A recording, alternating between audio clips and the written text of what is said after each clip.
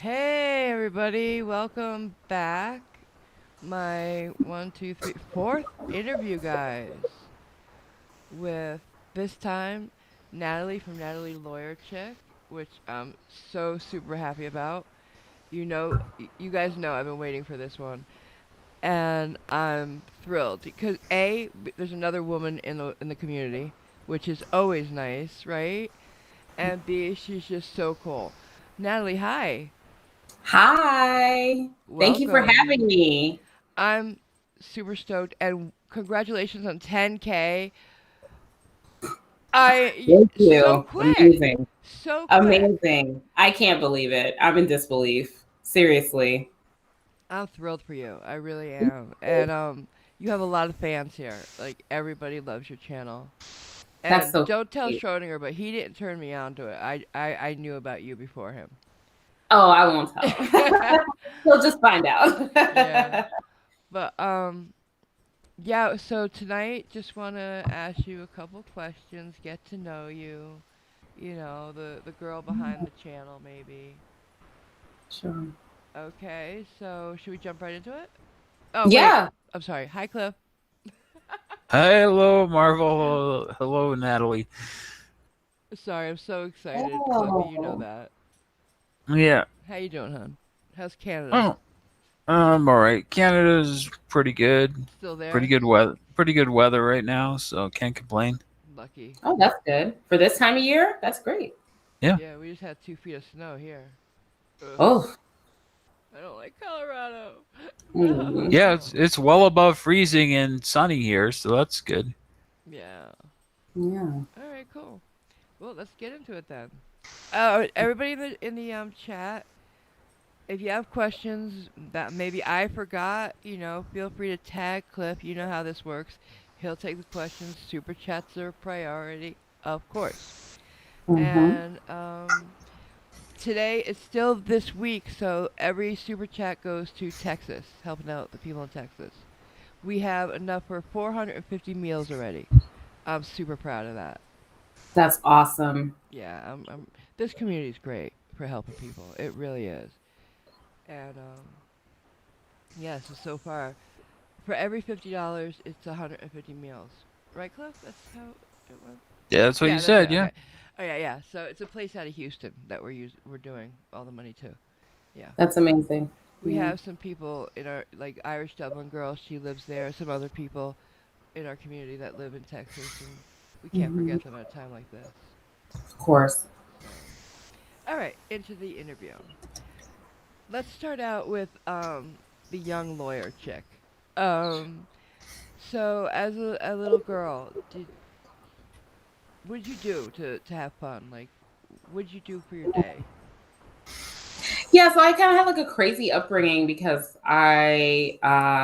before I moved to Queens in junior high school, my mom, my brother, and I like lived all over the place and we moved around a lot. So I did not actually, get to be on any sports and stuff until I was in junior high. Ooh. And then in junior high, I was like on dance team and drama club and stuff like that. And then in high school, I joined the track team and I did track in high school and college.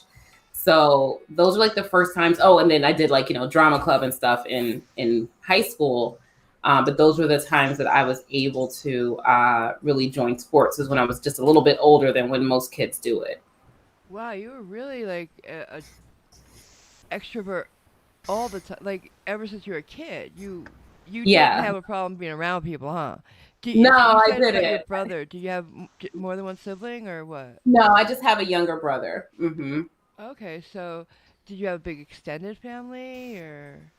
No, I have a really small family. So I have a younger brother, my mom, and then I was from junior high school up. I lived in a household with my younger cousin Siobhan, my aunt, and my grandma. Like we all lived together. And then I have an older cousin Jackie. Uh, Jackie and Siobhan have a girl each, little cuties. And Hmm. then I've got my two uncles, and I think I mentioned my aunt. So it's alive in my family. My two uncles, my brother, my mom, my cousins, my aunt, and then their 2 kids. That's the size of my family. I come from a really, really small family. Yeah. And a lot of that has to do with the fact that my family is an immigrant family. So I was like the first one in my family born here. So anyone else is like still in Jamaica. So as far as who's in this country, it's only like 8 people. Okay, yeah, like I'm an only child, so it was me, my mom, and dad. So I know how that is. We were very tight Yeah. knit, though. Because Tight knit. Yeah. yeah, yeah. Mhm. The rest of the family was bigger. So Mhm. at functions, I had a big family, Mhm. but I never remembered anybody's name because I didn't see them that much, right? So, Mhm. but yeah. So you said you were involved in drama club and everything, and were you a good Yeah. student as well? Yeah, I would say so. I think I was a bit of a like a nerd, basically. Mm. And well, it's not so much I was a nerd. I would say this. Like my friends didn't know that I was doing well in school. No. No, they had no idea because like we were hanging out, we were having a good time, we cut up during lunch and everything. And I just like did my homework and went to class while they were cutting class, but they thought I was doing the same stuff as them. So I have a lot of friends that like didn't graduate high school because they just like didn't know. So like on one hand, I was kind of like, I'm pretty extroverted. Like, I had a core group of friends that, had a good time and Uh-huh. everything in high school. But on the other hand, I got my work done. I took my SATs and I went to college, and it's just like, yeah, I kind of like have always been like that. There's always been like 2 sides to me. Right. Mm-hmm. You enjoy learning, do you think? Yeah, absolutely. Absolutely. I like still to this day am fighting with myself of whether or not I want to go get like a PhD or my LLM or something, like a PhD in like political science, or Ooh. get an LLM, which is like, I have a Juris Doctorate. So it's like, that's what makes you a lawyer. Right. And an LLM is like just a step above that. It has no significance other than you're just a person that wants to go back to school and still study more law.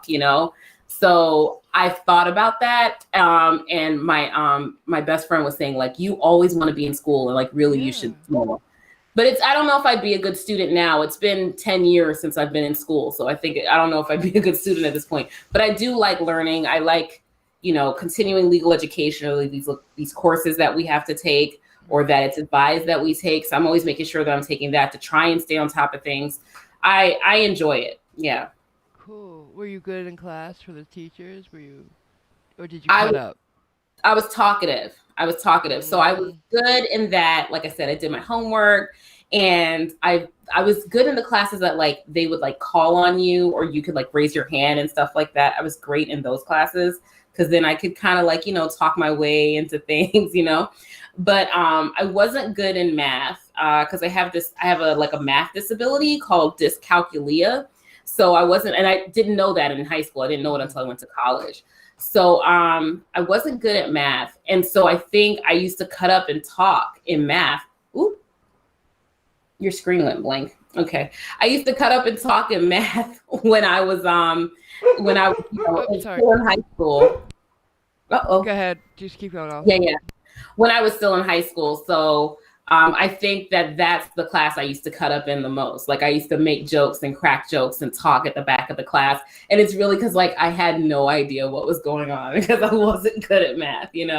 But when that got addressed, I got better. But I definitely was. I think my fault in school was always running my mouth. Like I just talked too much. Right. Oh, I was the same way. Um, Dyscalculia, can you explain that a little bit? Yeah, so it's like the way that it was described to me, and again, I didn't get diagnosed until I was like 19 or something. So I was like out of high school, in college, and they're like, why are you so good at all these other things, but not math? So the school actually sent me to go get diagnosed. And it's like math dyslexia, right? Okay. I just don't process numbers the same way that other people do. I can't hold them in my head. I write everything down as far as numbers are concerned. I like, analog clocks. It takes me a little longer. Yeah. Yeah. Directions are not good for me. So like I follow GPS almost all the time, or I follow a set route. And I don't like to deviate away from that because I'm not good with like spatial acuity or like remembering where things were in like a set diagram or something like that. It's just this weird little, like, numbers just don't have the same type of meaning for me that they do for other people. So like I was good at word problems, like those like word problems that they give you, but like anything that was like these numbers and these symbols and figure this out, I would just be like, that doesn't make any sense to me. But I'm a lot better now. Like it's actually something that I work on quite continually. Like I do like little math quizzes and things so that I can just like try to keep that part of my head, working. Oh yeah. And you said that wasn't found till college? Yeah, it wasn't found until college. Yeah. Not something people know about that much, would you say? No. Yeah. I would think so, because like I know in a few schools that I was in what's called remedial math.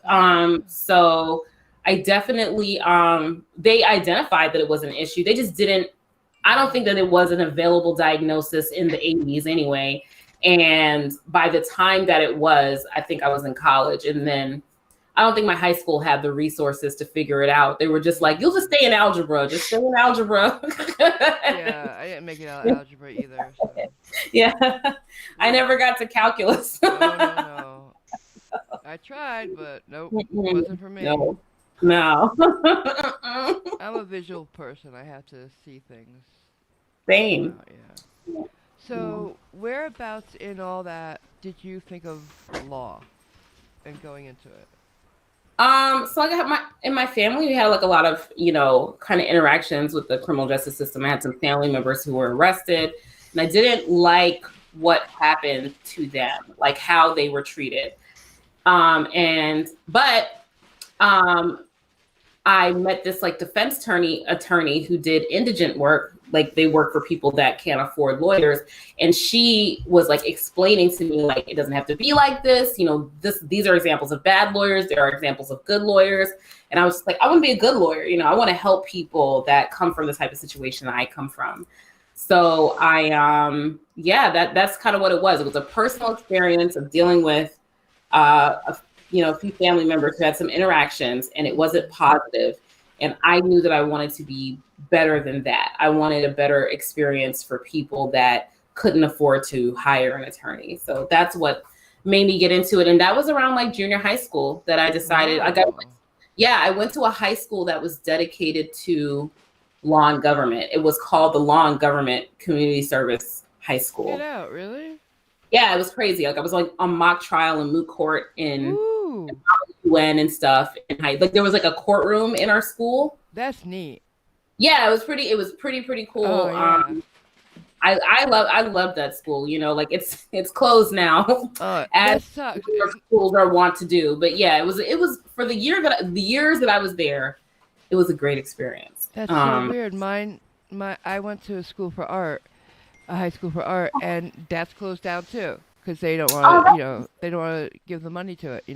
That's what it is. When they're specialized, they don't want to like give them the money. And that's so sad because those type of schools, magnet schools that focus on a particular subject for kids that really think that they're interested in it. Either you find like, this is absolutely what I want to do, or you find that that's not what you want to do, but at least you scratch that itch, And it's just nice when that's available to kids. So it's a shame. Yeah. And any help we can give kids to get more Veruca, I'm sorry, to get excited about anything academic is always helpful. Like they need that. Schrodinger is saying hi, and hi Schrodinger. Thanks. Hey Schrodinger. Yeah. So, he threw me off now. So about how was college? Like, were you in a sorority? Were you extroverted there too? So like I said, with college, I was on the track team. So that was a lot of like my social, like just my social circle was built around the track team. And I always had a job. So, a lot of my friends, like I always worked at the same time. I think I worked from high school. Wow. So I worked at the gym, the high school, the college gym, I mean. And so that's where a lot of my social circle came from. And then I studied abroad in Ghana. Ooh. And that like just like opened my mind up. That was like a whole different experience. And I loved that. Like I want to go back so bad, but it's hard to travel that far for any period of time when you have like roots and things, set down. Yeah. But it was a great experience for me. I really enjoyed college. As far as being extroverted is concerned, yeah, I would say that I was, extroverted because I was, pre-law and involved in a lot of like mock trial, moot court type of things. I was in what was called the Caribbean Students Association for students in the school that have family from the Caribbean or are from the Caribbean themselves. So I was in that, and that was like a very like social thing. Like we put on concerts and stuff like that. We got really famous artists to come to the school. It was fun. Yeah, it was really, really fun. I enjoyed my college years, That's great. Yeah, and I had some cool internships and stuff. It was just like a good time. And yeah, I can't think of anything like negative that I could say about college. Like some of my closest friends are from there. And I definitely wasn't a sorority girl, but that's only because like I just did not have time. Right. And I went to NYU. They don't have any sororities like in the school itself. They have like chapters for the area. Right. So NYU, Columbia, I think Hofstra, a few other schools that like you would have to travel somewhere to go join a sorority, and I wasn't doing all that. So did you stay in a dorm on the park or anything? Yeah, so I stayed in a dorm on campus until I came back from my study abroad. Nice. So my first 2 or 3 years, I was on campus. So that meant that I was like right on Washington Square Park. Yep. In the yeah, fun times. It was. Yeah, that's what I'm saying. Like it's hard not to say I had a great experience because I walked out every day and looked at, Washington Square Park. That's and so then, cool. Yeah, it was a lot of fun. I really, really enjoyed it. I'm super jealous. My senior year, I got my own apartment though. But but the first 3 years I was on campus. I loved it. So I keep going back to the outgoing extrovert thing because I find a lot of girls in high school and stuff, they don't have the I guess self-esteem maybe to be that way. And like what do you think is the basis for yours? Like because so I had to move a lot, like I said, when I was younger. So I always had to adapt to like a new environment. And what is the thing like the new girl is? Like usually she's picked on or she's bullied and stuff like that. But if like you walk into the room with like your eyes lit up, like ready to say hi to everybody, not with your head down, it disarms people, right? Like I would literally situations where like I'd never seen any of these people in my life. And I was like, hey, what's your name? I'm Natalie. Hi. Oh, good for you. You're not supposed to do that. I think that's what it was. It was initially a defense mechanism because, oh, well, we're not going to talk to you. You can't sit over here, like that type of thing. And I was just like, these next schools I go to, ain't nobody going to bully me. I'm going to have fun, and that's kind of how I, approached it. Not to say that it was all, peaches and cream. I just found that like, it didn't matter what group I was in. If it was with the track, it was with my study abroad cohort. If it was with the CSA, if it was the pre-law students, if it was I was in this thing called the HEOP program. If it was with that, I adjusted to be in those situations. I brought my essential self, and I learned from a young age that my value came from within, not from what was going on or how much money I had. I mean, because, I was like super broke in high school and college. I was super broke. I went to this private college where people are extremely wealthy. Like people are like legacy admissions or they to go there just out of pocket. And it's like $30,000 to $40,000 a year just to attend that school. And like, I just was not in that league, like I was broke. Like I was eating like pudding snacks for breakfast, lunch, and dinner because of how broke I was. I was there on scholarship, and then like whatever didn't go to my books, I had no money left over, And so I just remember telling myself, like, just because these people are rich doesn't mean that they're any better than me. Like, I'm just going to be myself and be friendly. And, you know, like, I just felt like I would just, like, my currency was my personality, you know? So that's kind of how That's awesome. I think I developed to be the type of person. Yeah. I was the girl who was like, oh God, I don't know anybody here, you know? Yeah. But Yeah. I got picked on a lot, so yeah. And you seem to rise above it, though. That's wonderful. I mean, it's not to say that people didn't try, right? Yeah, Like, people will they'll come try for you, but yeah, they'll come for you. But like, there's, you know, I'm gonna be completely honest. I was willing to fight. Like, I would fight somebody. So when I was like in elementary school and junior high school, if somebody like was picking on me, I'd hit them, you know. So that I also developed a reputation for that, and that will make people leave you alone real fast.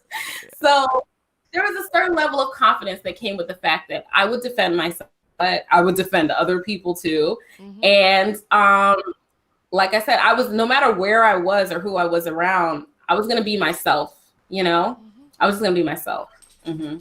Unfortunately, it took me till high school to do that. But hey, I got there. Yeah. Mm-hmm.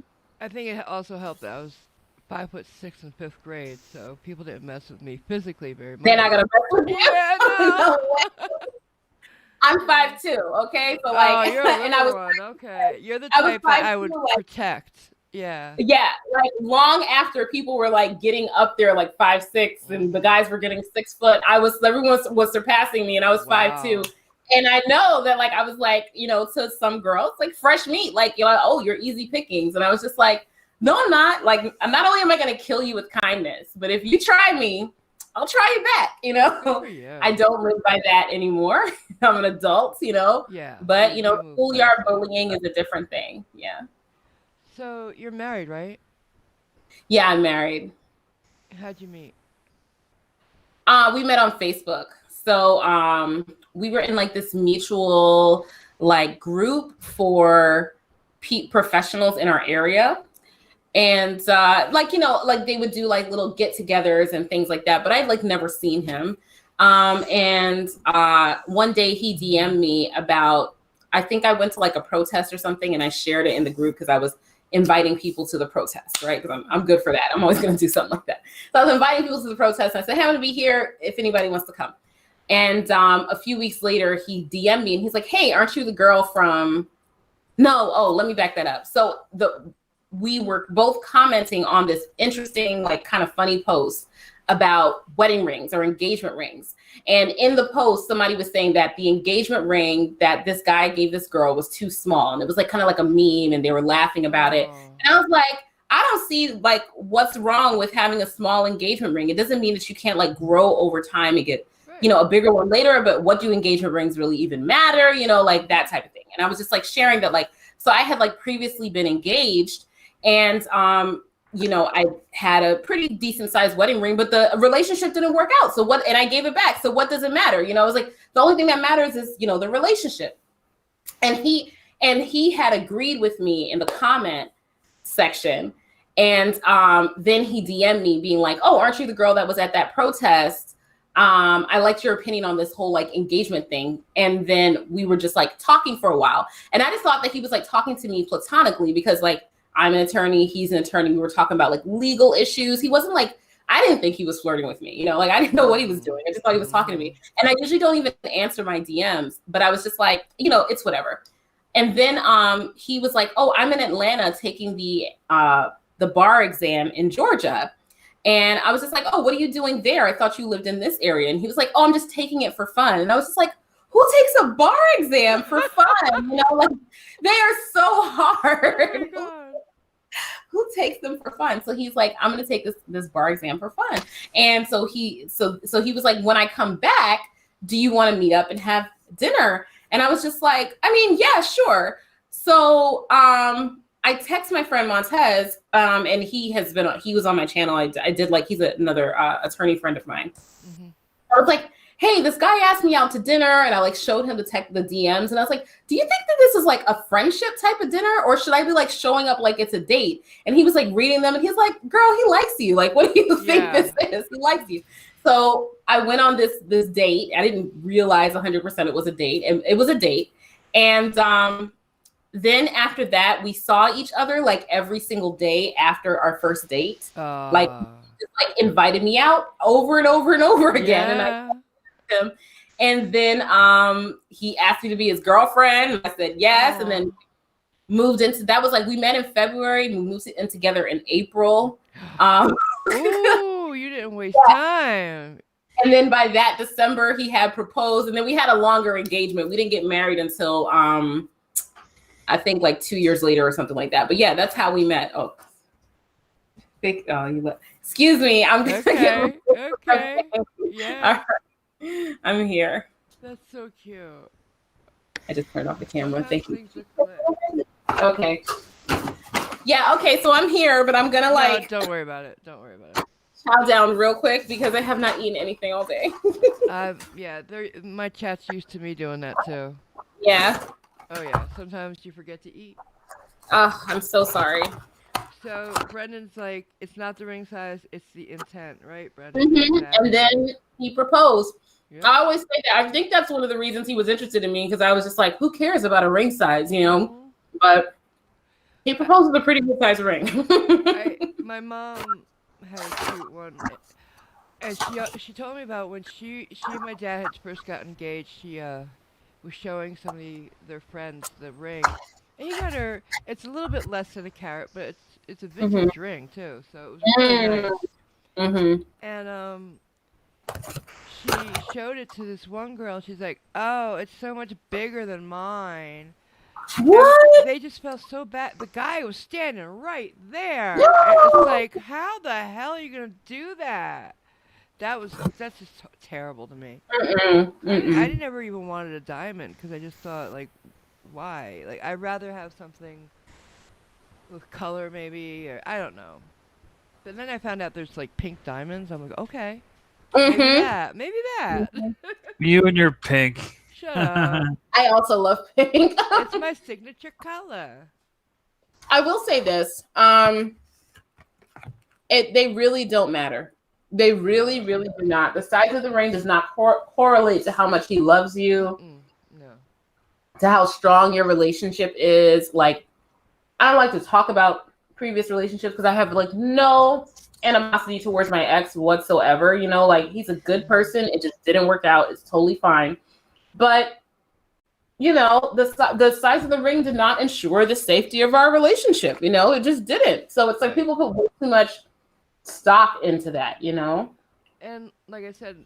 I think it was 8 points, so it was a little less than a carat that my dad got my mom. But later on, after he had his own company for a while, he got her an insert, so there was like a few diamonds and sapphires around it now, you know. So they grew into it, like you said. But, yeah. Oh, it's probably so pretty too. Yeah, it was. I thought it was. I was a kid when they got it, so I thought she was like a queen now or something. I didn't know. Oh. Yeah, my parents were everything to me, so yeah. I feel bad. I want to let you eat it for a few minutes, so I'm gonna talk to the chat for a second. So okay. Chat. I got a super chat here, so let me go to that. Because it's not a question, so I can just read it to you. Natalie, I'm sorry, the cat Nat for $10. Natalie, my 12-year-old daughter, loves you. She's watching too. Oh, hi, 12-year-old daughter. That's awesome. Thank you so much. That's so sweet. Oh my goodness. Yeah, she couldn't have a better role model. Besides, Cat Nat especially is a great. Cat Nat is amazing. Yeah, she's awesome. And now she's got you. So. Hey, Taze. Hey, Taze. Who's around here? Brendan's in the chat. We got American B. Savage and Harley. Hi, Wanda. Welcome. Let's see. TS is here. I said Harley, right? Keeping it criminal. Hey. We got some watchdogs here, and I said Schrodinger before. Casey Shell. Hi there. Let's see. Google Play Ad. That's it. Google Foo. I'm sorry. Google Foo Play Act. That's an interesting one. So yeah, what kind of food did you get, by the way? Shake Shack. Oh yeah, we have one of those I'm here. being bad. Schrodinger says diamonds are BS. Yeah, I never really got into them. Yeah, it's just a rock. Yeah, yeah. Yeah. Karen Cookissimo? I can't imagine judging ring size. When my daughters got engaged, I was thrilled for the beauty on their finger and their happiness. That's awesome. Yeah, like I've seen mother-in-laws on YouTube, like throwing shade because the thing's not big enough. Oh yeah, that's just horrible. Hey, Oh, let's that's take a so poke. terrible. Yeah, it's crazy, you know. It's like this is gonna be your son-in-law, and you're gonna make him feel like crap right at the beginning. That's just adding unnecessary tension. I can tell you one thing. One of the biggest bonuses about Brandon that I noticed before we got married is that his mother is so sweet and kind. Like, there's no like mother-in-law craziness from her. She's just such a sweet, sweet woman. And we as women really need to realize the impacts that we have on our sons, you know? And Yeah. she's just, yeah, she's amazing. My parents always talked about how they were close to the in-laws. They weren't really in-laws. We were just one family, and my dad especially. My dad was like a real joker. He before they got married, he stopped by one night. I think he was drunk, him and his friends, and they stopped by my mom's house, and he was outside. He started serenading my grandmother, not my mom. He was singing "Mother-in-Law." If anybody knows that song. It was a joke, obviously, and my grandmother thought it was really funny. But That is hilarious. yeah, they were all real close. You know, he called her mom. You know, Mm-hmm. and that's so important. I think, you know, a good relationship with the in-laws. Yeah, it's like that village that supports your marriage, you know? Oh yeah, Mm-hmm. because I saw this clip. You remember that one video we saw of the Karen mom? The girl is reading her vows at the wedding, saying, and all she said was, "For all your faults, I love you more than anything." The mother stands up. "You're not gonna talk about my son having faults." I And saw that one. yeah. Horrible. Oh my Yeah. God. She was nutter butters. Oh. That's so evil. And then they were dressed like it was a nice wedding, to me anyway. The bride had on a formal dress. The groom had on like a formal attire. And the mother-in-law was wearing like shorts or something like that. Oh. She was not there for it. She was not there for the wedding. Yeah, she was looking for any reason to start something. And she just kept going on and on. You can't do that. Like, she did not want her son to leave her, I think. She's one of those. That's a big part of it, I think. Mm-hmm. With those really, really controlling and aggressive ones, it has to be that they don't want their sons to leave home or to leave them. But it's like, you're his mother. He was meant to leave you, you know? Yeah. But you know? What got me is he never said a thing. And I was like, I know. Stand up for your wife, dude. Mm-hmm. No. I'd be surprised if they're still married at this point. Right? Mm-hmm. But, T.S., my dad sang Mother-in-Law to his future mother-in-law outside on the roof of a car. It was fun. Yeah. He says I wasn't there, obviously. What was somebody else said something there? I was gonna say. Well. Yeah. So. Yeah, I miss all that. I miss the family. Everybody's dead now, so. That's. Yeah. But, I'm sorry. Yeah. But we had a lot of fun before, so. My family was real close. I have a lot of great memories. Yeah. I worry about that because my family is so small and the elders in my family are getting up there, and like the next generation will be like my older cousin and me. And that's how small my family is. And so I do get kind of sad about that, you know? It's hard. I can't say it's not, but you gotta enjoy all the time you have now. That's all. Make those memories. Very true. Mm-hmm. Mm-hmm.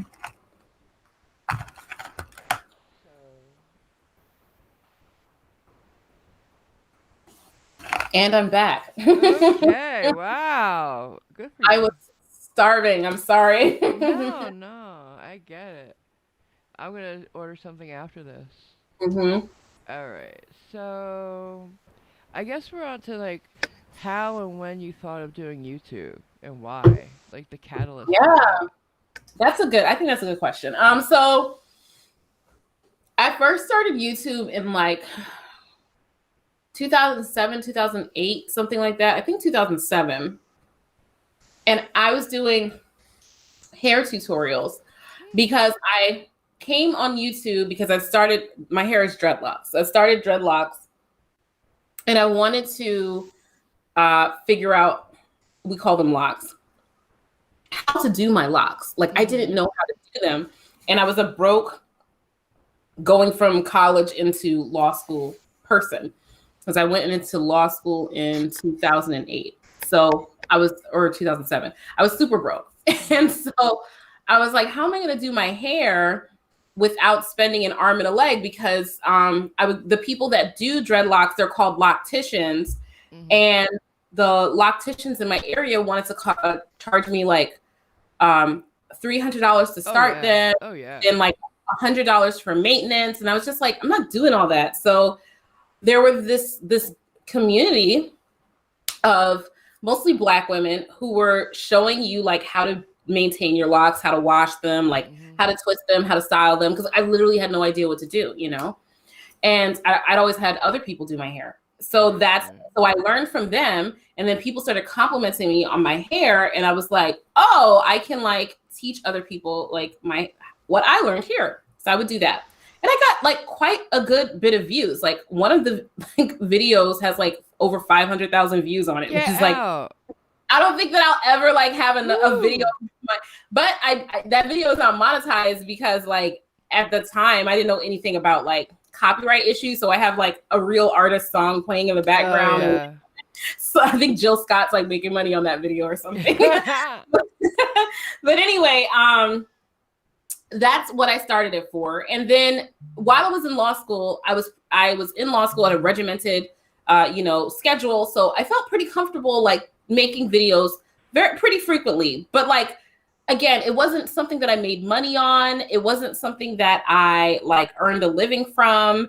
I just did it because it was fun and I wanted to share with other people like, what I learned. And then sometimes I would just like talk about like random stuff, like, current events type of stuff. And then when I graduated law school and like literally the first like 5 years of my, postgraduate life, at least till like 2015, I did videos super sporadically, like once a month or once a year or every other month, like I like literally could not keep up with it. I had way too much, I had way too much going on because, the first few years out of law school are hellacious, like trying to find work, trying to figure out how to be a lawyer, crazy working hours. Like I had law firm life at one point when I worked for a law firm. That was terrible for me. And so like, there's just no way. And like, I was going through like a lot of personal turmoil because I had to leave New York. I moved to the Eastern Shore of Maryland. I hated it there. There was no way. I hated it there. There was no way I was filming. Like I met good people there, but I hated living there. Colorado, I get it. Yeah, see, everyone knows what it's like to live somewhere that you don't want to live, right? And for some reason, it's like you almost live there longer than you live anywhere else. Yes. Right? I lived there for 5 years, and the whole time I was like, I am in misery. I must get out of here, So I did. I got out of there and kind of like out of the frying pan into the fire. I went to a job that like I just like hated. And then I finally came back to my current employer, but like in a different location. And I'm so much happier here. And I'm really happy with my job. So now that I'm like super happy with my job, super chill and everything. Well, right before, what's going on right now hit, like maybe like a few months, I was like, I should try to relaunch my YouTube channel because I was like financially stable and I had a set schedule and I, have a home and I know where I'm going to be from one day to the next. Like this was not always the case. So I can have like a filming schedule, And then my husband was like, you should look at these sovereign citizen videos and react to them because they are crazy. It was literally his idea. And he always was trying to get me to get back into YouTube because he's like, oh, I think you have a good personality for this. You should try to do it. That was him. Because I was like, I'm not doing that again. I felt almost like embarrassed if people that I knew would find my videos. I would be like, oh my God, please don't tell me that you watched that. That is so embarrassing, So I would be embarrassed. And he was the first person in my personal life who saw my YouTube and was like, no, this is great. Like you have something here. You just need to switch what you're doing from the hair stuff because that's like going to run out. Like there's only so many hairstyles you can do, right? Switching from the hair stuff to like your legal profession. And I did. And it started to hit, and then it started getting like, because it was going from my views being like 100, 200 views. 400 views was like a great day. Like I still have I have videos up right now that have like 90 views on them, right? And I'm proud of those videos. The hair ones. The hair ones, yes. Yeah. And other things, but just things that people weren't really necessarily interested in, but I didn't know what people wanted to see. And then I did like a sovereign citizen reaction video. Schrodinger hit me up. I did a live stream with him and then it was like off to the races, know? Mm-hmm. But your hair is always on point. Thanks. That was one good thing. YouTube is good for a how-to, right? Yeah. Mm-hmm. Yeah. I can sympathize with the having to find somebody to do it because for a year and a half I had to weave, and those things get expensive. You're buying the hair, then paying the girl to do it. It's like crazy. Tightening it up. Yeah, no, I know how that is. The whole reason that I was just naive coming into the whole natural hair community. It's like a whole thing. Oh, yeah. And I was like, oh, I'm going to save, money. I'm going to save money doing this whole natural hair thing. And no, you're not. No. And I felt like I had been duped, because I went from going to the salon every so often to get a relaxer. And that was an expense I could handle. And then I started doing braids and it's like, okay, well, every few months you get new braids. That was something, but with your own hair, having to maintain it like that, it's a lot. Yeah. Growing up, I had a girl who was like close as a sister to me, and she went from relaxing her hair to doing a natural look as well. And she's like, yeah, no, it's not. No, it's not. It shouldn't be this hard. So when people I'll see some people be like, oh, like, why do Black women wear weaves? And it's like, not only Black women wear weaves, but it's, whatever. Or why do they wear wigs? It's because like, guys, literally, you have no idea. Yeah. You have no idea. Like, it's not just like, I don't know why I thought I was like, oh, it's going to be like, put some grease in it. It's fine. But it was like, no. Oh God. No. Poor baby. No. You're so cute. Yeah, so naive. Schrodinger says he also started his YouTube channel because based around his dreadlocks. So you were kindred spirits. Yeah. I'm sure. Schrodinger. Mm-hmm. But yeah, you blew up when you started to do the law, huh? Yeah, and the thing is that so here's the thing. Mm-hmm. A lot of the things that I talk about in my videos are to attorneys, like elemental things, like just, the basics of law. They're not some of them, I do get into some complex topics, and I try my best to break them down as much as possible. But for some of them, it's a pretty simple idea. Like, of course you need to have a driver's license. Yeah. Here's the statute and the case law that says that. And so I, at first was like, I feel like this is like highway robbery. Like I'm making a video just telling you that you need to have a driver's license and saying, the reason this guy got stopped is because, he had a fake license plate and you can't do that. Right. And then people were watching it and like, oh, thank you so much for explaining this. And I'm just like, yeah, I didn't connect that, like, you kind of get removed, that something that I'm so used to breaking down, like, what's the reason for the traffic stop in the first place? Maybe we can get rid of the case at that outset. Oh, there is a good reason. Okay, moving on. Being able to break down a case from the outset is not something that the general public necessarily has. Intuitively that you need a license. Intuitively that this guy's getting his windows busted for a reason. But explaining the technical reasons of why certain incidents have, the authority for them to happen is, I guess, a skill set that attorneys would have, and maybe some other people, maybe like paralegals, some other like legal professionals and things. Right. And I just never thought of myself as being necessarily unique in having that information. So I just like, why would anyone listen to me talk about this? Like, you could listen to anybody talk about this. And so it was just learning to like value the education, the years of experience that I had. And I don't know. That's just kind of where it clicked in my mind that like, yes, this is something that I can do. I want to make this stuff accessible to everybody. I think the law is sometimes inaccessible. Oh yeah. Like, sometimes it's like, and that's, I think sometimes that's what, yes, and daunting. And that's what the sovereign citizen stuff comes from. It's people wanting to make sense of something that they don't understand. Well, not all of what it comes from. It comes from some other stuff too that I'm not going to get into, but that's one of the facets of it, right? It's people trying to make sense of a very complex area or a very complex issue, right? Which is the law. And because you see it on TV broken down for entertainment value, you might think, oh, well, this is like, it's commonplace, right? You deal with the law in a commonplace way, but actually learning how to do the law, how to marshal the law against the facts, how to break down a case, that's a skill set that comes from, going to law school for the most part, not always, but going to law school. And not everyone has that experience. And so I feel like anyone can do it if they're just given the opportunity. Like, you know what I'm saying? Like, I feel like that's how I talk to my viewers. I talk to them like, okay, if you had gotten the same education as me or gone to the same place that I went, you would know this too. So let me tell you what I know, because I don't feel like what I know should just be limited to me. I feel like you should know, so that you could, not that I don't want you to go representing yourself in court. No, please don't. Never represent yourself in court.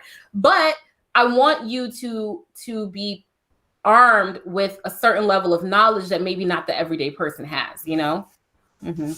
It's like, I came here from the flat earth community, like Schrodinger and Raj, and at first I couldn't believe that anybody would think the world is flat. Then I saw the sovereign citizens. I'm like, I can't believe anybody would think you don't need tags or a license. And it's just, I don't want to know what the next thing I can't believe anybody would think is. No. I know. Oh, I know. God, this world. I think the Q stuff is what's coming up next, but it's scary. Yeah, and some people have asked me like, oh, why don't you like react to the flat earth stuff? It's just because like, I don't think I could react to that. No. It was cool and dispassionate, viewpoint. Because first of all, I'm not a scientist, right? So I won't have the advantage that I have with the law, which is saying like, oh, this is why this is like this. I just know that the earth is not flat, I just know it's not flat. And like, I'm not going to be able to tolerate sitting here arguing with somebody who's saying some foolishness to me, It's crazy, yeah. It's so crazy. Yeah, but it's also dying. I mean, it's so boring. Yeah. They never have a new argument. So yeah, and I moved on. Yeah, I think that's gonna. Well, I thought that was gonna happen with the sovereign citizen, no, but it's not, is it? They come up with new weird things all the time. Yeah. There's new iterations of it at every point. Yeah, it's weird. I think they're getting more violent too, though now. And that's scary. That is scary. No, I don't. I don't think that that's an overstatement. I think they are. And I was looking at like the websites and pages of some of these people that have been like coming at me, and I'm just like, this stuff is like borderline, And it depends. Like the Moors authority. The Moors seem to be the most militant, right? They are.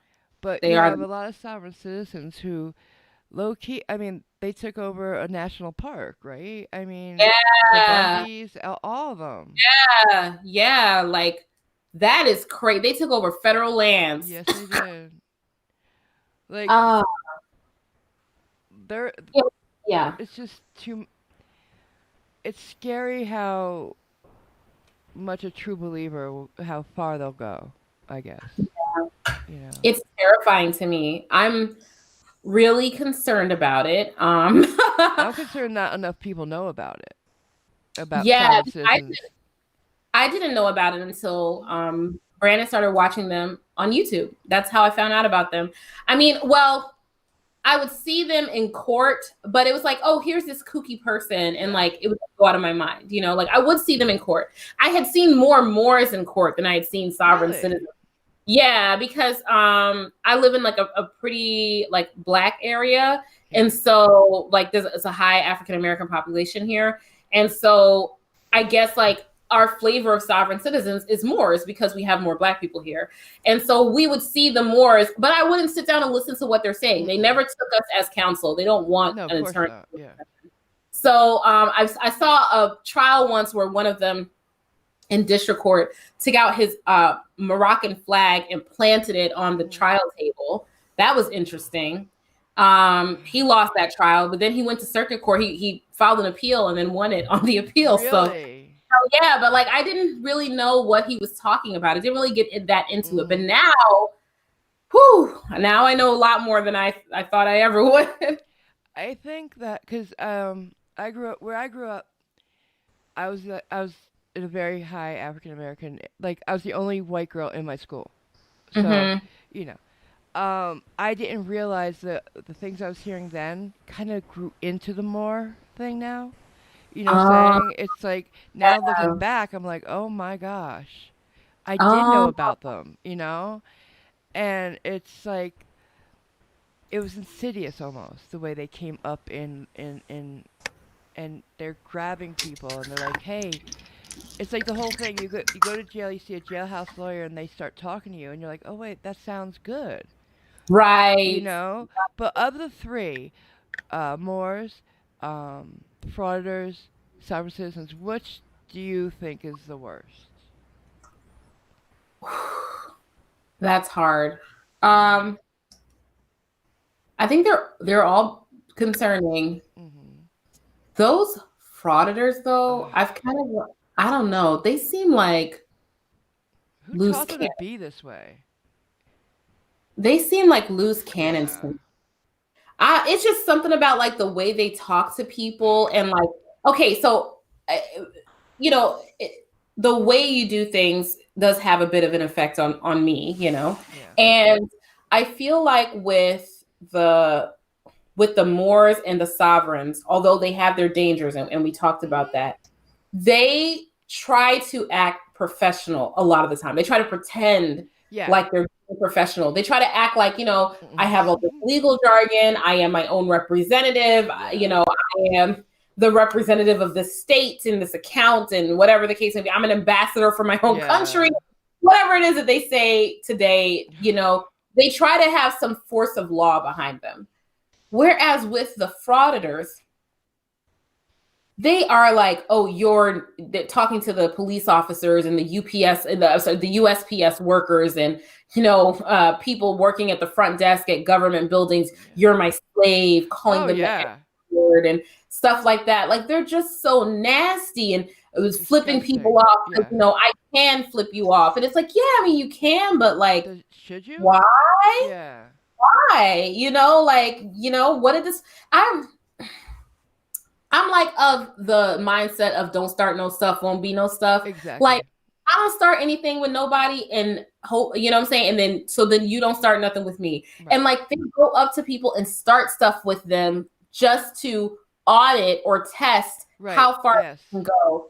And I don't think that's right. Like, to me, like, if the purpose of the police is to protect the community, what if there's like an emergency happening and they're like diverted dealing with this guy that wants to film inside the post office or something like that? It's just like, get a life, you know, like, okay,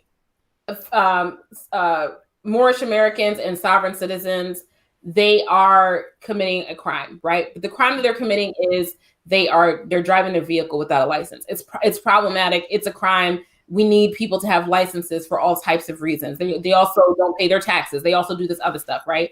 But it's like you have to catch them in their crime. You have to get to them, like stop them in their motor vehicle, try to get your taxes, stuff like that.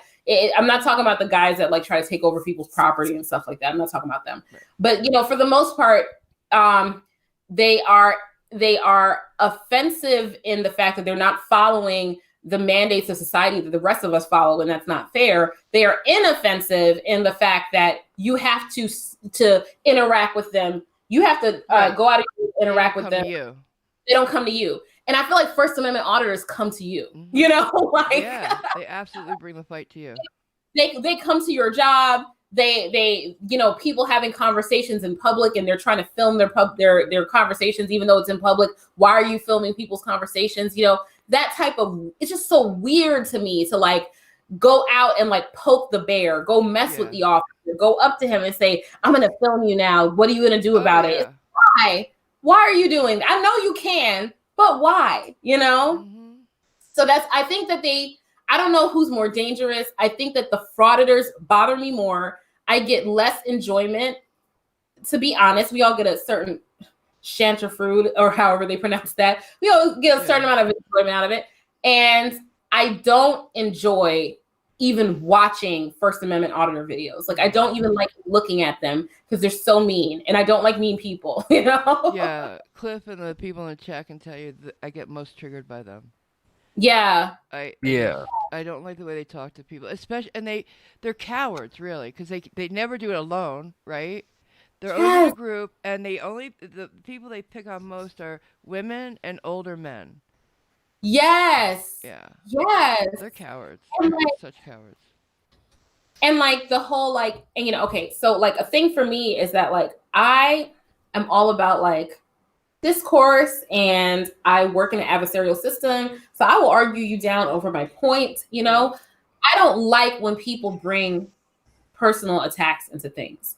And those First Amendment auditors, like they love to do that. They love to like, oh, you're ugly or you're fat or you're like, oh, you fat Karen or this fat police officer, or calling people the R word or calling people the F word for gay people and, the N word and stuff like that. Like but he's not alone. He's not the only one that does it. And I just like hate it. And I just think it's like so maladaptive. Like you don't fit in with the rest of society. And so you have to do stuff like this, In what world is that appropriate? It's like, I've only seen Glenn do the racist stuff. You said there's other people? Yeah, I'm pretty sure I've seen other people do racist stuff. Maybe not against Black people per se, but I have seen other. Oh yeah, they all attack everybody. Go ahead. The worst thing is Glenn wouldn't even cop to it. He claimed it wasn't him saying it. Yeah, he did. I saw that video. It was definitely him. Yeah, there's no way it wasn't him. For holding the camera doesn't mean it wasn't you. But they're disgusting. They really are, and they're all criminals. They're there testing the police, but they're the criminal and heinous crimes. So I'm not talking shoplifting. Attempted rape and stuff like that. It's crazy. We're not talking about driving without a license, for example. No. And so I don't want to minimize the sovereign citizens. And like we said, like they pose like a potential danger in the future. I'm kind of worried about them, right? I'm not minimizing them. I'm just saying that like more immediately, the First Amendment auditors, man, they really concern me. Like I think it's really something is really, really strange there to me. They can't be all there and act that way. There's something off about them. Absolutely. There's that one guy that like films everything, but I don't really know. I don't know if he's a sovereign citizen. I don't know if he's a First Amendment auditor. I can't think of what his name is, but he's always cursing at people. Like he went into like a store, and I think it was like a postal service store, and he was like mad about his PO box, and the people are like talking to him like calmly. And he's like, you FMB, blah, blah, blah, yelling and like, he just goes, that's how they are to me. I can't think of what his name is, but like, he usually wears a red hat. He prayed to Donald Trump in one of his videos. When that guy. Okay. Yeah. He's a boss and stuff. Yeah. That guy, I don't like, remember his name, but he's not right at all. I can't think of his name. I cannot think of his name. But Someone said R word with a question mark. Sorry, I got distracted by that. R word, by that I mean for people with disabilities. Yeah. For people with like, maybe like Down syndrome or something like that. Yeah. That inappropriate word for those people. Yeah, so I don't know. But yeah, that's my thoughts on who's the more dangerous. Mark, does anybody know who that guy is? We should. Yeah, Boston meth head. Yeah, help me, He's Donald Trump. Yeah. The guy who prayed to Trump. Yeah, for sure. I just can't think of what his name is. I reacted to that video where he prayed to Trump, and it was "Save me, Donald Trump." That was too funny. He's got a few of them. And he gets violent in a couple, I think. He does get violent. Yeah. He does, yeah. And I don't know if it's like, is he on something, or is it just like he's really unstable, or what's going on? Maybe but a little of everything. A little of everything, yeah. Asher? Video, was it Asher? I don't know. Probably looking. Are you looking it up, Cliff? The guy's name? Yeah. Okay, cool. While he's looking that up, there was the one recently of the Moore eviction. Yeah. That one. It's not a video. It's just the transcript. You know what I'm talking about? That video. I haven't watched it yet. Someone sent it to me and asked for me to look at it. Okay. I haven't watched it. I was just bringing that one up because it's an example of when judges take them way too seriously and give them too much time to to talk and everything, and it gives them the idea that maybe they're being taken seriously. You know what I'm saying? Yeah, and kind of like the appearance of authority or whatever. It really makes me angry when they do that. Yeah. How do you feel about it? Like, how would you feel being, on the other side, and like you see the judge, like you're there for your client, who's the landlord of this place, and they haven't paid in 6 months. They don't think they have to. They have a loyal title, whatever. I can't say the word. And the judge is like, well, I got to hear his side, and he's giving him all this time to talk, and he's bringing out all this crap out. At the end, he started saying he's a nobleman. Did you hear that? Yeah. No, I didn't watch this one because I haven't watched it at all. Yeah, he said he was noble. He was basically bringing any kind of laws in that would help him win, and saying that the judge had to go by the laws that gave him equity, no matter what it was, including the Magna Carta. Oh, brought the Magna Carta into it. It was really, you're gonna love it. How does it make you feel to see the judges do that? So I actually have a bit of, insight on that. I used to work for a judge when I was a law clerk, and judges have a few interests when it comes to that type of defendant or party or whatever type of thing is. Okay. And you have to remember that for a trial judge, everything that they do is subject to review, right? Especially if it's a court of record. Like some courts are not courts of record, like lower level district courts. The trial is de novo, the appeal is de novo, meaning that if it's appealed, everything starts all over again. There's a brand new trial, everything. But if it's a trial court, it's on the record and it's not, de novo. And so what that means is that there's going to be a panel of judges that are going to be looking at this judge's decision to see, did he afford this party due process, right? Did he give them the opportunity to make their case, no matter, sometimes no matter how ridiculous the case may be. And if the judge did not follow through with that, it's possible that there could be a technical issue with that, and the case could get overturned on appeal. And then the aggrieved party is worse off than they were before, because now they have to deal with the case coming back, right? And then going to trial all over again, and dealing with discovery all over again, and dealing with interrogatories all over again. It's a lot. Yeah. So a lot of times, and again, judges have discretion to say, I'm not entertaining this, or I am entertaining this. So don't get me wrong, they do have discretion. But a lot of the times what judges will do, especially when they know that what their decision is going to be, that judge knows he's not going to, give that guy the property or whatever, right? He's going to evict him. what they'll do is they'll say, okay, I'll let you make your case. Make your case. Say whatever you want so that you cannot say that when you appeal, which he likely will, when you appeal, you can't say the judge didn't give me an opportunity to be heard. Because sometimes if the judge doesn't give you the opportunity to make your record and to be heard, it leaves open certain defenses that even that person might not have raised. So I'll say this, for example. If I'm objecting to something that the court is doing, the court could say, state your grounds, right? And if I say 100 million things that do not form a legal ground to object, the judges let me go on and on and on and on. But on appeal, they're going to say, well, I could have had a good objection. I could have had a legal objection, but I didn't raise that as a ground. And the court will say, well, then the judge did nothing wrong because she never raised that as a ground. She never raised that as a reason to overturn the judge's decision or to make a certain ruling or whatever the case may be. And so since she failed to do that, the judge was completely in the right to make the decision that they made.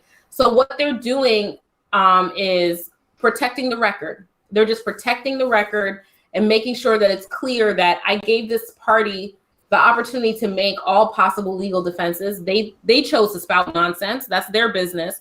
But I gave them every single opportunity to avail themselves of the legal process. And they didn't win, and so an appellate court is unlikely to overturn that. So without having the benefit of having seen the video, I would assume that that's why this judge let that person go on.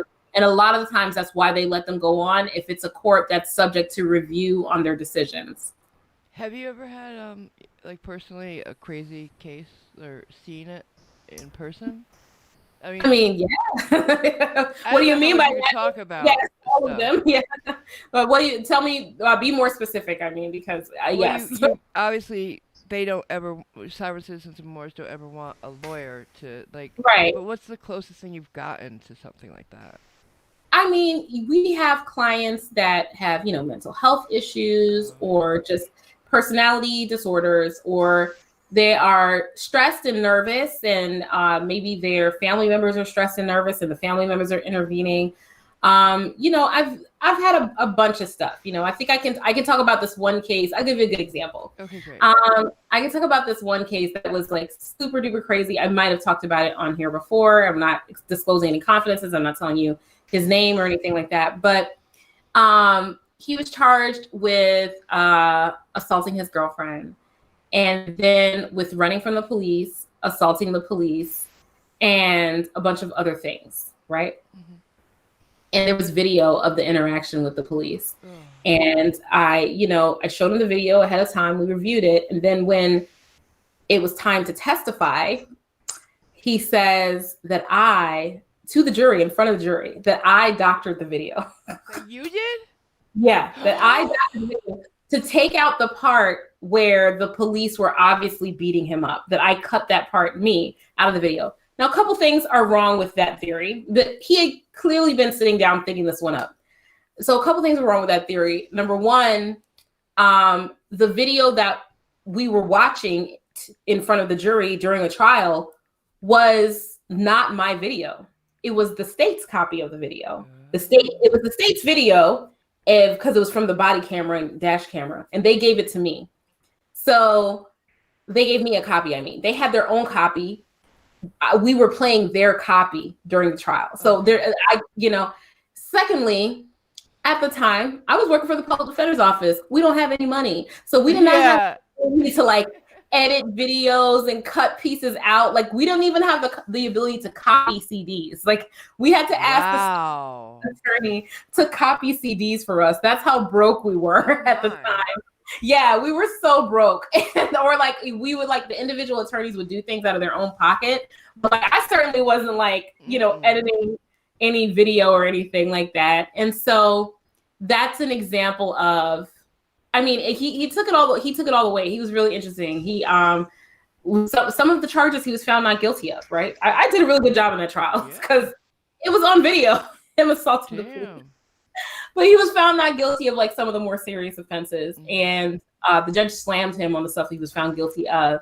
And so he filed what's called a post-conviction, which is where you try to say that He lost all of his appeals because they found I didn't do anything wrong on the appeals. So he tried to come after me in what's called a post-conviction.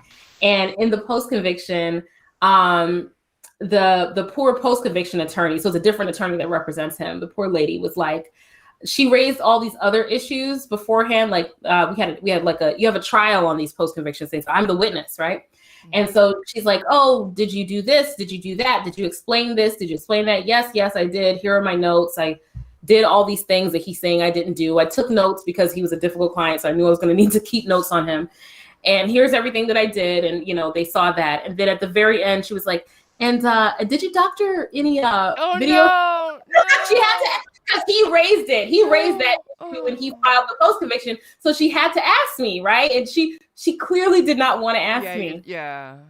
And so like, I was like, no, I didn't. And the same anecdote I told you, I was like, I couldn't even copy a CD if I wanted to. Definitely couldn't edit the video. And like, I was like, I wanted to win because I'm a competitive person. I didn't want to lose. So I wouldn't doctor to hurt him because I want to win the case. I just want to beat this prosecutor, And she so then at the end, when the judge is making the decision, he, of course he deals with all the other more salient issues first, the ones that make more sense. And then he gets to the client's issue, which is me doctoring the footage. And he says, having been a former public defender myself, I can attest to the fact that they have no technological equipment whatsoever. I don't think she could have done that if she wanted to. So that's like a good example of just like, yes, I have, I have dealt when I say deal with crazy, I'm not talking about clients with like mental health issues who are incompetent to stand trial. That's very common, having to deal with the mentally ill population. What I'm talking about is more like people that are combative with me. Totally a part of the job. It doesn't even bother me. It's fine. Yeah, okay. So, honestly, I've had difficulties understanding a defense attorney in the past. Okay, like, there's got to be people you don't want to defend, right? I mean, like, how do you wrap your mind around? Okay, this person did this horrible thing, but everybody deserves a defense. Yeah. Like, how do you do that and feel okay? I mean, if you don't mind me asking. No, I don't mind at all. I actually really like this question because it always like kind of changes for me over time, So just to kind of frame it a little bit, the charges on like a personal level, the charges never really bother me. And that does not mean that like, I don't care about what this person is accused of doing. That's not what I mean. The charges never discuss me with the client, never, like, I'm just like, okay, I see it as like a clinical thing. Think of it if like you're a medical professional and someone has like an infectious disease, for example, you're not going to be disgusted by the fact that they have this is the problem that you have. Let's try to solve the problem, right? And solving the problem could look different depending on the type of case that you have. So it could be that, this whole thing is on video. We don't have a triable case here, right? And the client doesn't even want to go to trial. He doesn't want, or she doesn't want her business out there like that, So maybe the best possible outcome for this client is to get a plea deal and to get the best possible plea deal for them. We don't have to plead the prosecutor, right? Say it again. Does the prosecutor have to offer a plea? No, they don't. Okay, and sometimes I'm sorry to interrupt. I just wanted to make sure I understand. No. Yeah, no, it's no problem. If the case is egregious enough, sometimes they don't offer a plea. That's really not done where I practice, but I practiced in places before or dealt with prosecutors across the state who have had that stance on some cases. Okay. And so you have to try the case. And that's fine. But let me just answer your question like more directly, because I'm framing things, but I want to be as direct and to the point as possible. Is that the issues that I usually have with clients are like personality issues and less to do with the actual charges themselves, right? Like if we have a respectful relationship with one another, we're gonna be great. We're gonna do the thing. As far as really, really serious or heinous charges are concerned, you would be surprised how many times I've had these cases and my client is either innocent. It happens more than I would like to believe, but innocent, or there are such mitigating? There are so many like miscarriages of justice that led up to my client being charged with it. Right. My client was beaten. Oh, My client was illegally detained. My client was promised that, you know, oh, we won't deport someone in your family if you tell us what happened, you know, oh my or God. something like that. Like, you know, there's been some type of misdeeds on behalf of the Mm. state side of things. Evidence has been tampered with or thrown out or things like that. A Wow. lot of times when it's okay factually, maybe this person is guilty. A lot of the times when I get a case dismissed, it's because of you know, some type of misbehavior on behalf of the police or the prosecution. Wow. More the police than ever the prosecution, but it does happen with the prosecution from time to time, and that is more common than people would like to think. So Really? the thing is that Prosecutor? prosecutorial misconduct is very Wow. common. Yeah, it's common, and it's common from the oh, it's just laziness, and I didn't look into this thing, and there was this exonerating evidence on your client, but I never looked into it. And even though I said that I did, that happens a lot, but that's really terrible. You know, like there could be something that exonerates or mitigates my client's case, and you didn't do what you were supposed to do, and it just went missing, and now I can't recover it or something like that. Like those type of things have happened, and that's never good. Are you saying that just so because it brings up a case that I've been following, where the defendant says that the prosecutor, that I don't believe him in this case, but knew that he wasn't in town during something, and so he couldn't have done it. Now, is it a prosecutor's job to look at that and say, well, not, you know, like try to almost try the case themselves a little bit before they bring charges? Yeah, actually, yes. Yeah. So Okay, I they, just want to know. yeah. So whether you believe, you know, that person or not, they are supposed to, you know, exercise prosecutorial discretion, but also, you know, and it's within their discretion what cases to charge, completely within their discretion. Okay. Yeah, that's up to them, what cases to charge. And if the state prosecutor refuses to take something up, the AG's office can take something up or whatever the case may be. Right. So there's always another body above them that can take something up, if, you know, but it's discretion to take a case up. Okay. Or to try to go after a case. Okay. But there's also obligation that I think a lot of people don't think about when it comes to investigating a case, making sure that case before you proceed with it, case after you realize that there was an injustice that was done here that, you know, of this person would lead to manifest injustice, right? And that is that the defendant, okay, so the prosecutor swears to protect the constituents of their county or oath to do that, to protect the constituents, to protect the county, protect the Constitution, and so on and so forth. Defense attorneys have that duty, right? So they have we have a duty to our Constitution, right? They have a duty to the community Constitution, okay? So you have to remember the defendant is a member of that community, right? So you have to protect the defendant as well. You violate his rights just for expediency's sake. Just for expediency's sake, because you are sworn to protect that person. They have this like dual obligation. And where prosecutors run into trouble, in my humble, my opinion, is when they forget that entity, that he is a member of this community, and you have to protect him or her, you know?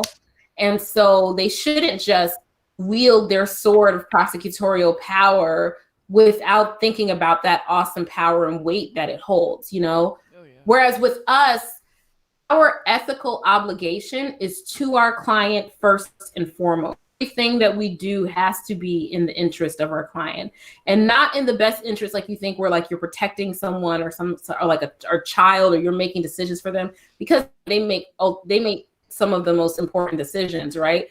but we have to protect their above anything else, right? And I have a hard time with that. Some people have a hard time with like, how could you do this for this? That's just the job that I signed up for. First of all, most of my clients they're not monsters. A lot of them are good people that never made a terrible mistake, have serious issues like mental health issues or life issues that led to this crime. They're innocent, or they were done wrong in some way, and I think of this as a minority. It can happen that they're a monster. You have to be willing to protect. Finally, I'll just wrap this up with this. You have your right to remain silent and your right to an attorney because of this guy named Miranda. Miranda was a bad guy. The police and the prosecution had to turn evidence that could prove that you're not guilty because of this guy named Brady. Brady was a bad guy. Brady was a murderer, right? Right? People, we get our rights defined and refined from bad people because those are the people that get caught up in the criminal justice system, and we have to protect their rights so that we can protect everyone else's. And since those bad people help to define those lines that can't be crossed, it protects good people. It keeps good people from, for the most part, not always, but it keeps good people from wrongful convictions, because you have the right to say, I want a lawyer here with me right now. You have the right to say, I need all the evidence that shows that I didn't do this thing or that lessens the possible penalty to me, So that's how I think about it, is that it strengthens the Constitution when you test its limits, you test who is protected and who isn't, what type of activity is protected. And then finally, sorry. No. I'm so sorry, I ramble, but no, I'm enjoying it. It's very informative. We need a lot of like the exclusionary rule, which is if the police do something that's inappropriate or the prosecution does something that's inappropriate that violates the Constitution, the evidence is kicked out. That's called the exclusionary rule, right? The exclusionary rule is there as a disincentive to keep police officers and prosecutors from violating rights.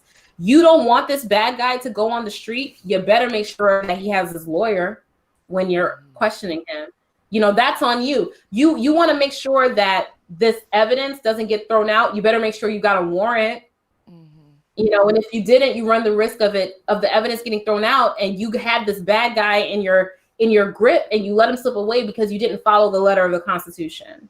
Right.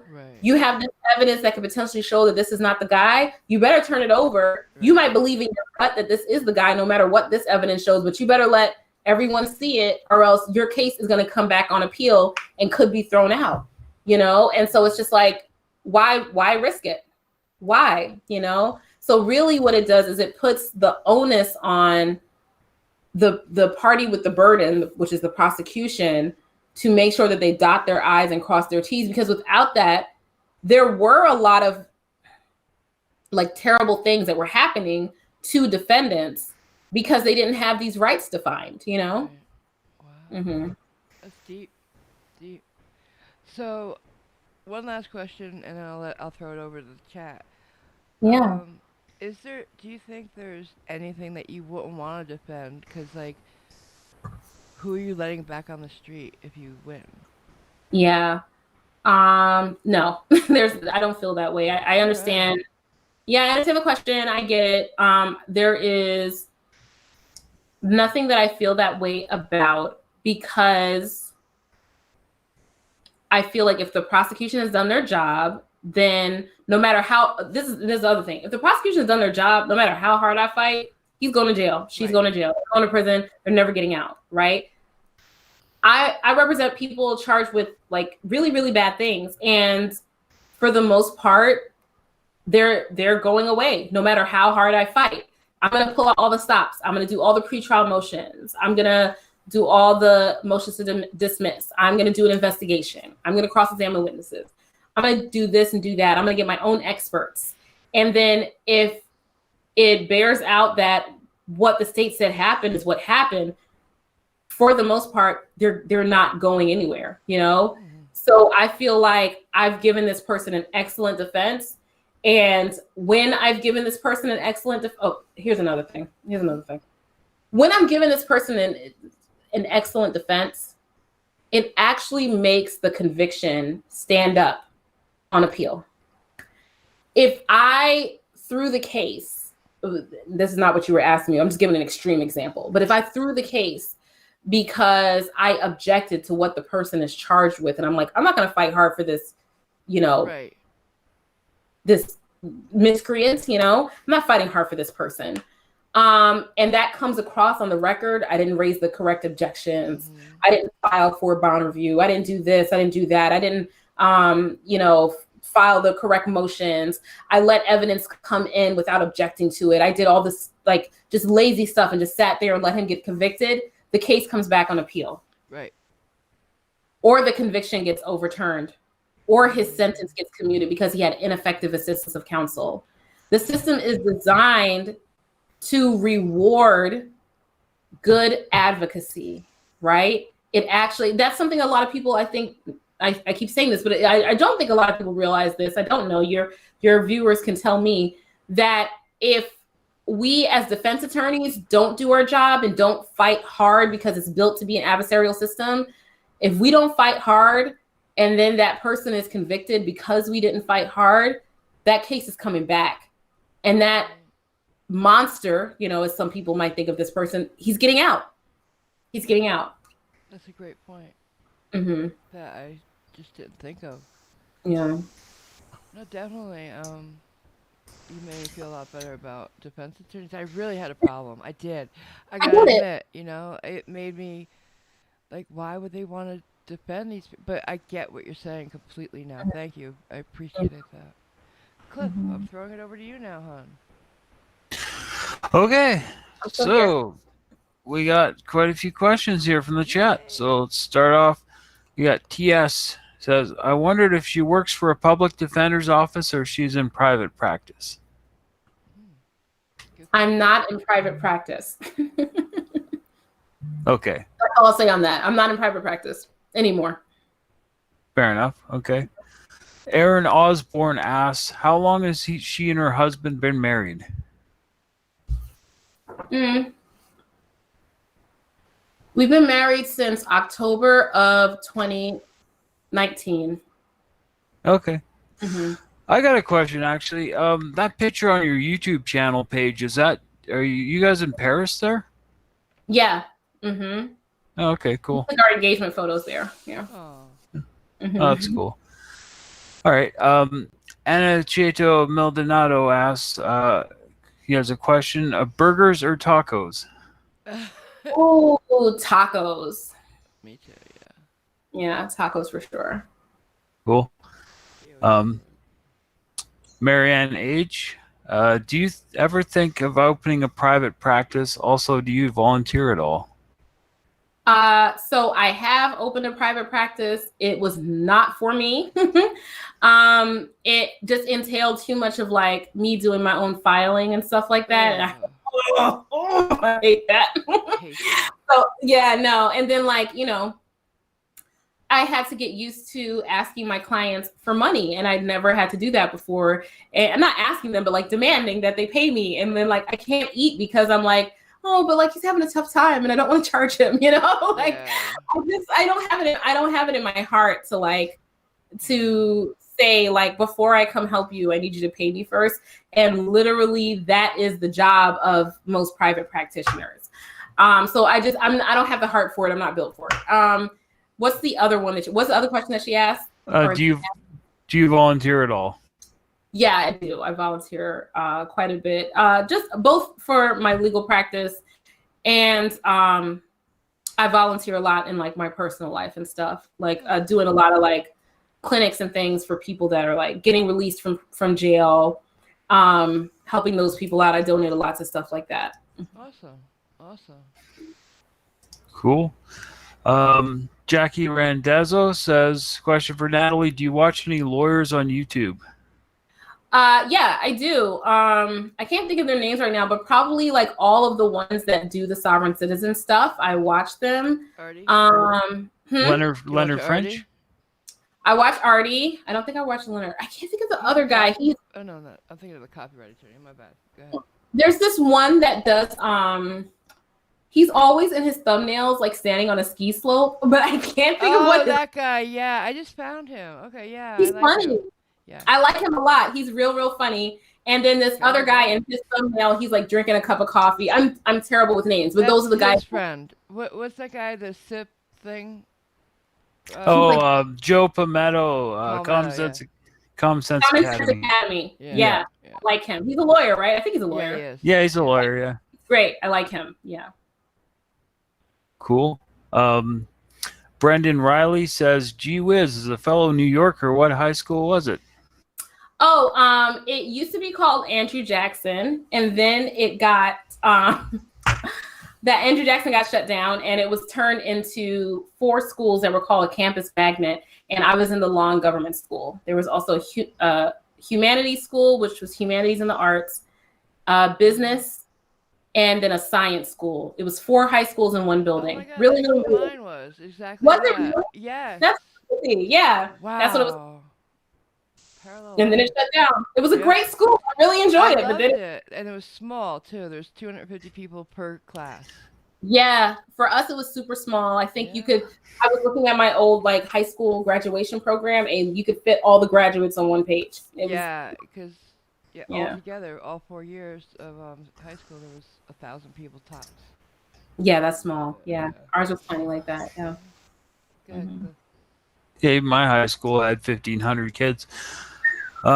Marion H. asks also, would you ever volunteer to speak at schools? Yep, sure.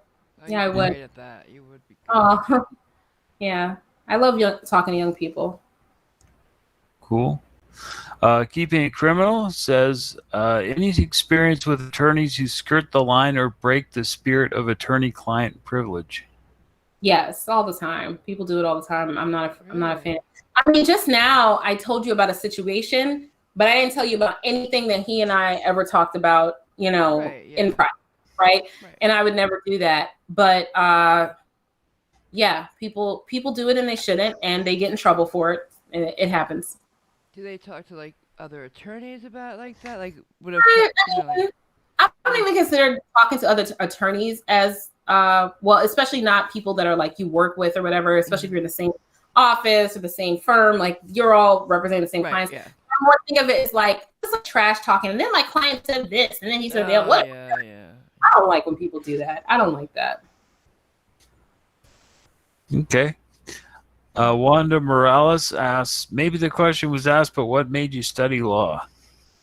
I had a few family members that were involved in the criminal justice system in a bad way. They were criminal defendants. And I didn't like what happened to them or how their cases were handled. And I met a public defender. Well, she was a legal aid attorney, and, talked to her about it. And she told me that, one way you can help with something like that is to get involved. And so I got involved, and that's what made me do it. That's awesome. Yeah. Cool. Tay's auditors laugh like hell asks, does Natalie have any say on the ads being played on her channel? No, none whatsoever. They're so annoying. I'm sorry. I like the money that comes from them, but goodness gracious, they don't have to play that many, but my goodness, I have no control. I'm sorry. Yeah, I think it's ridiculous these days. Even if we're watching a 9-minute video, there's like 3 ads in them. It's ridiculous. And like, if you don't hurry up and skip ad, the break will play like 2 to 3 ads back to back. I mean, I hate to complain. I know they're going to like probably demonetize my channel for even complaining, but it's just like, it kind of ruins the viewer experience, to have it interrupted all the time by, hemorrhoid cream or whatever the hell they're trying to sell. Who knows? But there are those content creators that put tons of ads in there, though. I know, because you can't reduce, but you can add. Yeah, I would never. I never add them either. No, I just whatever they automatically do, that's what I do. But I don't mess with it like that. That's not right. Yeah. Good. All right.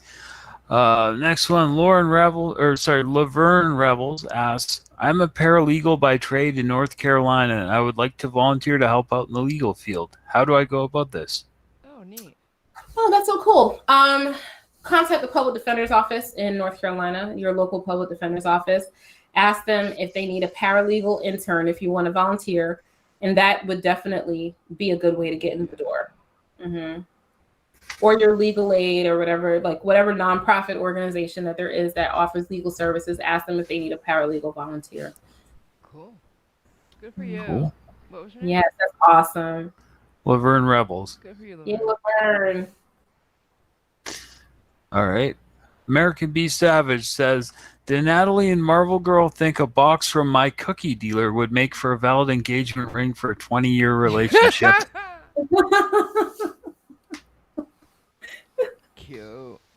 That's so funny. Go ahead. All right. By the way, anyone get in your questions fast if you want to ask something. Okay, so Not a Brat asks, please ask Natalie if she would defend a sovereign citizen or more, and if so, how would you go about it? Oh, yeah, that's a good question. Yeah, I would. I mean, if they would take my representation, I would definitely represent them. I think the first thing is to challenge the reason for the traffic stop. Sometimes there's something good there. Like, oh, one of your taillights are out. Well, which taillight is it? Because depending on, if it's like the middle lamp, and some states say you only need 2 on the outside and the middle one is not necessary, Oh, yeah. then, maybe you can throw it out right there. Then I'd probably try to toss whatever incriminating statements they're guaranteed to have made. And then I would make some arguments that they weren't knowingly driving while suspended. They didn't know that their license was suspended, or whatever the case may be. Just the way I would attack any traffic case, I hate that. Like, I've had that happen to me where I didn't know my license was either expired or suspended. Yeah. Why is it that everybody has that happen to them? Yeah, and it's a great defense because it has to be knowingly driving while suspended. And a good one that helps a lot is, pull your driving record. If you ever get one of these, of course, get an attorney, but pull your driving record, like the certified driving record from your DMV or MPA or whatever, and see if when they mailed you the notice of the suspension of your license, if it went to your correct address, if it got returned by the postal service, if they even sent it. Sometimes they don't send it. Sometimes they say license suspended, but they don't have anywhere showing where they sent you notice that your license is suspended. It's a really common occurrence. So I've always heard people say, I didn't know. Yeah, it's pretty common. I mean, it can happen. Like you can get, in my state, you can get a speeding ticket, and then you pay the speeding ticket, and you get the points on your license. You pay it without going to court to challenge it. You get the points. You're suspended. A lot of people don't know that. Yeah, Connecticut too. Yeah. So it's traffic court. I haven't done traffic court in a few years. I'm probably going to do some more traffic cases coming up in the next few months because of courts are going back to normal session. They've been on like this kind of suspended thing, and budgets are down. So I might be pitching in to help out with some traffic cases. I'm kind of looking forward to it because it's like, some very interesting issues are raised with traffic stops, like Fourth Amendment issues. So, yeah. So, like, excuse me, Cliff, sorry. You have a sovereign citizen, say, right? Mm. And he wants to go this way with his defense. It's a bad way to go. What can you do? So if I'm the attorney, I'm going to choose the defense. That's my job. So there's things that like the client gets the ultimate say in, and then things that the attorney gets the ultimate say in, right? So I get the ultimate say in what defenses to raise because that's a legal determination. They don't know, right? He gets the ultimate say, or she, in whether or not they testify, whether or not they go to trial at all, whether or not they take a plea, whether or not if they qualify for a jury trial, they're eligible for a jury trial, whether or not they have a jury trial versus a bench trial in front of a judge. But when it comes to the conduct of the trial itself, I make all those decisions. What witnesses to call, what defenses to raise, what motions to raise and argue. Those are all, it's the attorney's duty to determine those things. You don't let the client, the client has input, and you inform them, and you ask them. If they don't like the way that you're going to go, they can fire you for that, and they can hire another attorney who will do what they want. but I'm going to choose the defense. And I've had that issue several times.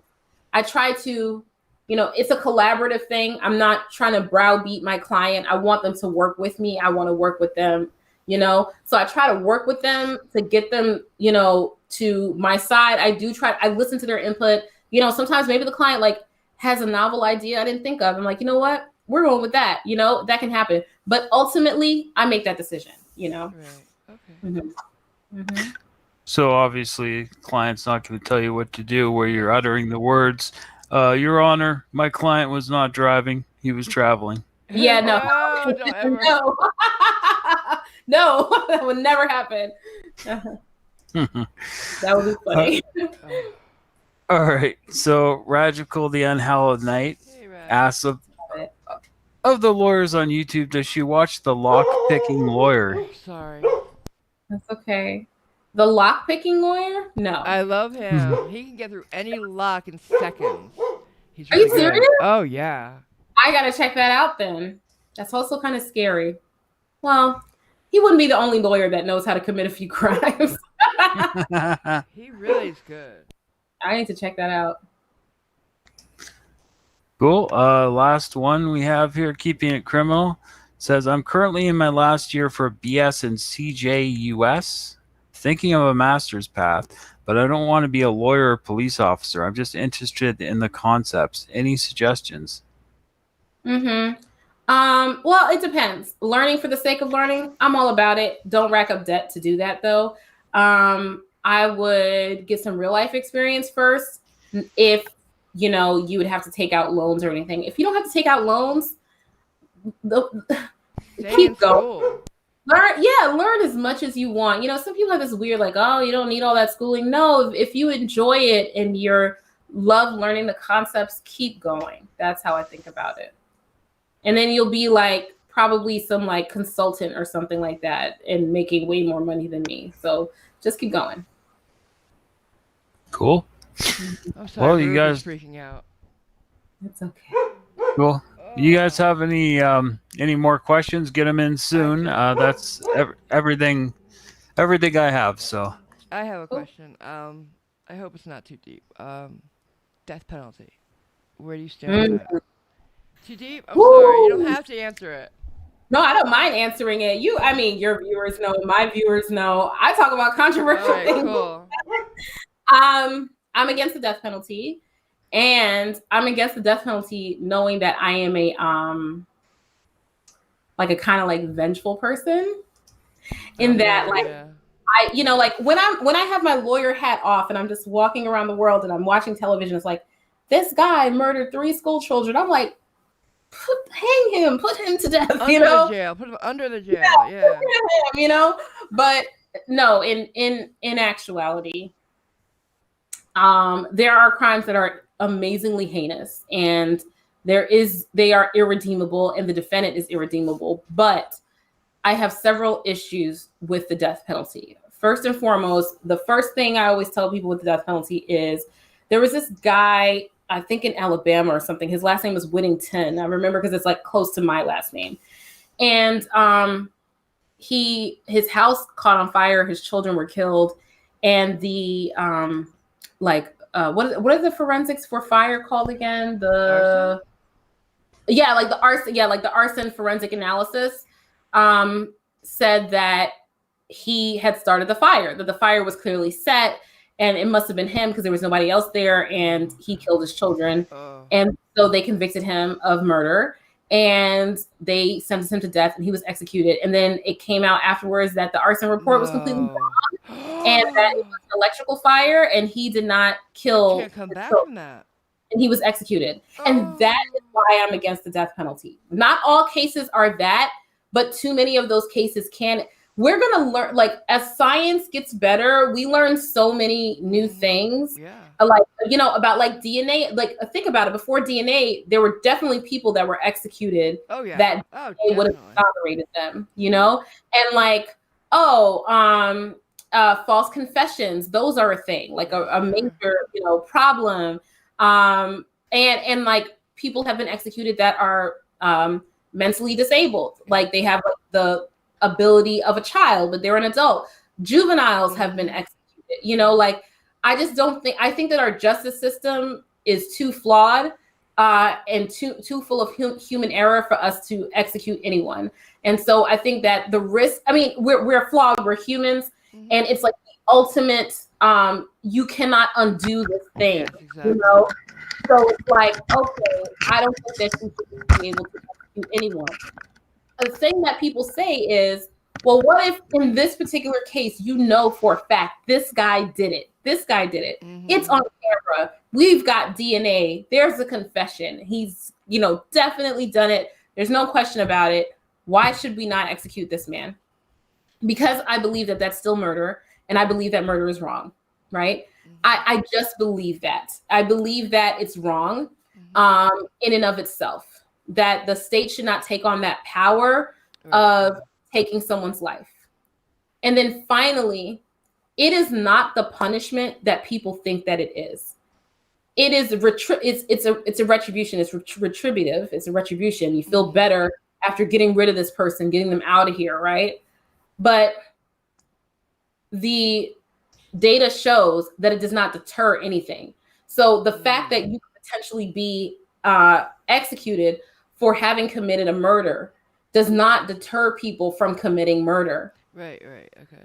Right? It does not, like, the murder rates are not lower where there's the death penalty. People don't commit less murder just because the death penalty is there. That's for several reasons. One is that they get so many appeals. It takes so long for them to be executed for the most part, not in, like, you know, Texas and Florida, they fast track stuff. But, like, for the most part, it takes so long for people to be executed that sometimes they die of natural causes before it's time, or something changes and they don't end up getting executed.